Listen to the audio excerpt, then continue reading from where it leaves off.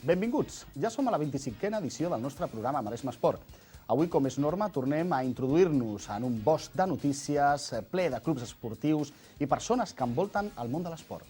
Destacarem l'esport del futbol en el programa d'avui, en què abordarem la flamant presentació de tots els equips del Club Esportiu Premià de Dalt, dedicada a aquest esport. L'equip del programa va presenciar in situ una jornada esportiva i festiva al camp de la Riereta de Premià de Dalt, la qual també es farà palesa a través de la revista que està a punt de treure el club, gràcies a l'esforç de directius com Adolfo Trobalón i els patrocinadors del Club Esportiu Premià de Dalt.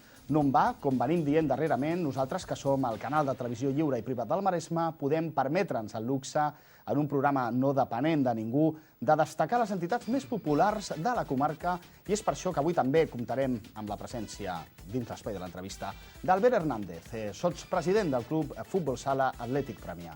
A més, tractarem un bon grapat de temes esportius d'interès locals i, per tant, universals. Comencem el nostre programa.